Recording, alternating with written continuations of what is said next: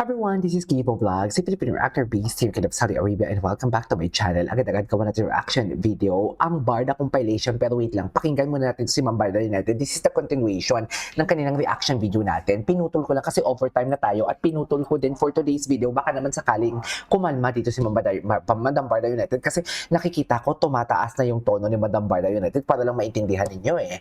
Hindi galit si Ma'am Barda United. Gusto niyo lang talaga maintindihan ninyo. Kaso nga lang, hindi kayo madala sa, alam mo yung malumanay na salita. Kailangan talaga isaksak sa mga kokote talaga ng mga bashers na yan kung ano ang pinupunto namin. Anyways, without further ado, let's start this. Mamaya overtime na naman tayo. Go. So parang sinisisi nila ang mga barda, Bakit? bakit hindi ma-push yung Jillvid? Bakit kami, ma'am? Bakit barda yung sisisihin nyo? Bakit ang barda ang sisisihin nyo? Bakit hindi ma-push ang Jillvid? Bakit Dapat kami? umangal kayo kay Jillian at Bakit kay ako David kasalanan? mismo. Bakit kasi hindi sila nagpa-fan service? 'Di ba? Bakit hindi sila nag-holding hands? Hindi sila sweet, hindi sila magkalapit tuwing mga promotion. Tapos kahit sa ang anggulo, yung casual and professional lang. Yun ay desisyon ni Jillian at ni David dahil sila na mismo ang nagsabi, we are not a love team and we're just a tandem. At sinabi rin ni Jillian, sinadya nila na gano'n na hindi love team at hindi naka-anchor sa kilig ang kanilang pag-promote ng NSD. Hindi ba kayo nakikinig kay Jillian? Dapat respetuhin nyo kung ano ang strategy nila Jillian at David at ng buong production ng NSD. Hindi yung pinipilit nyo. Nagsabi na nga si Jillian na hindi sila love team at tandem lang at yun ang gusto nilang maging focus at hindi yung kilig.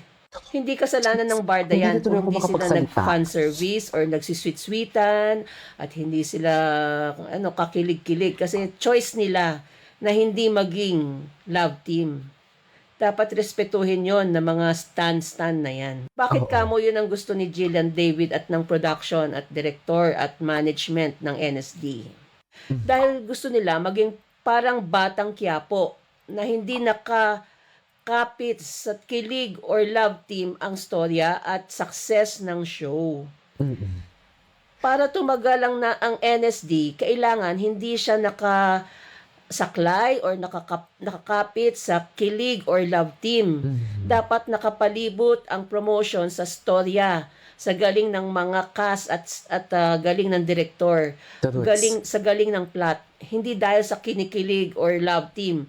Umiwas nga si Jillian at saka si David mismo sa temang love team kasi gusto nila tandem, action tandem dahil gusto nila tumagal ang serye. Tapos kayo, pinipilit nyo. Kayo yung sumusuway kay Jillian at kay David Pinipilit nyo yung love team. Ayaw nga nila dahil gusto nila parang maging batang Quiapo na tatagal talaga at tataas ang rating dahil sa istorya, hindi dahil sa love team o kilig. Kayo ang sumisira, hindi kami, hindi ang barda. Bakit sisisihin ng barda? Bakit kami? Sila yung hindi nagpapakilig, sila yung hindi nag-EFS, hindi nag-holding hands, hindi sweet. And after all, hindi ko alam bakit anong pinagpuputok ng butsinyo. Ang taas-taas naman ng rating ng NSD. Bakit yan na nga ang sinasabi ko, ma'am. Charis. Kakasabi ko lang yan kanina. Sabi ko, wait lang, teka lang. Saan ang gagaling na bumagsak ang rating ng NSD? Ano ba? Di ba? Hindi, ma'am. Barda lang. Hindi lang talaga nila matanggap, ma'am, na kahit walang project as of now ang Barbie and David together, is namamayagpag pa din ang Barbie and David. Yan yun Yan yun. And dahil tumaas yan, dahil magandang storya, magandang plot, magagaling ang mga cast. Magaling ang direction. Exactly. Kasi kung mapapansin nyo, ang taas ng rating niya kahit wala pa yung love story angle. Di ba po? Ibig sabihin, dapat talaga ang magdadala niyan ay yung storya at yung plot, yung direksyon, yung flow, at yung galing ng cast, yung cast mismo na magdadala, tsaka yung storya. Umiiwas sila sa kilig at love team talaga kasi gusto nila parang batang Quiapo or sanggang dikit na hindi nakadepende sa love o sa kilig ang success at ang pagtagal ng serye. Ngayon, sa kakapilit nyo ng ganyang Jill with Love Team, syempre, maraming fans si Jillian and Rahil. Maraming fans si Jillian and Eman. Eman, Syempre, Diyos apektado ko rin dahil. sila. May fans din ng Barda. Oo. Diba? Kaya nga umiiwas sina Jillian at David sa Love Team. Dahil gusto nila bumenta ang show hindi dahil sa love team or kilig, but because Parehas talaga kami ng utak ni Madam Barda United. Kahit hindi ko to patapusin si Madam Barda United sa kanyang chismis dito for today's video, alam na alam ko to kung anong pinupunto niya at alam na alam ko ang ending nito. very good story, a very True. relevant story, magagaling ang Assignment. Paki-comment down below. I-practice ang mga utak. Charis. Ano ang punto ni Madam Barda United dito?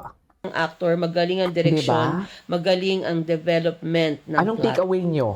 So sana walang sisihan. Tumutulong na nga ang Barda sa pag-promote ng NSD at alam ni David yan. Hindi ba alam nyo yan? Charis. Alam nyo yan. Tumutulong na nga tayo eh. Kahit nga ako mismo hindi pa ako nakakapanood. Ay, hindi napanood ko yung pilot episode. 'Di ba? Tapos kayo, Hindi pilot episode, Kuda kayo ng hanggang kuda. episode 3. Diba? Hindi ko na makita yung episode 4. kayong mga stan, ang gigil na gigil, isiksik yung Jillweed na yan kahit Wala nga ayaw ni. ni Jillian at ni David at ng management ng production. Kayo yung minipilit nyo, nasisira tuloy yung strategy nila kasi ang gusto nila, ang strategy nakadepende sa storya, yung pagbenta ng serye at hindi nakadepende sa love team or kilig dahil gusto nilang tumagal at tumaas ang rating. Kayo lang nagpupumilit ng love team. Kahit ayaw naman ni Jillian at ni David at hindi rin yon ang strategy ng production at management ng NSD. Exactly. Dapat sundin natin yung strategy nila. Oo. Support. Hindi nyo ba nakita yung acting skills ni Jillian na action siya? Hindi nyo ba nakita ang acting skills ni David Licauco na fierce siya? Hindi nyo ba nakita si David Licauco na pag tumingin sa camera kahit walang dialogue, ang galing-galing niya? Hindi nyo ba yung nakita na si Jillian talaga, yung tipong nagbabalintong siya? Na tipong ang ganda-ganda niya, porcelana ang kanyang kutis, pero pag tumakbo siya, akala mo wala ng bukas. Ganyan sila kagaling. So, utang na loob. Tigilan niyo yung Jilvid na yan kasi hindi yan yung plot twist or hindi naman plot twist. I mean, the storyline. Hindi yan yung storyline ng what you call this, ng NSD. Diyos ko, day. Shabs pa kayo. Charis. Di ba? Yan sinasabi ko. Tapos ka naman, Madam Barda United, tapos na siya. Charis. This is KJ Vlogs. See you on my next vlog. Bye.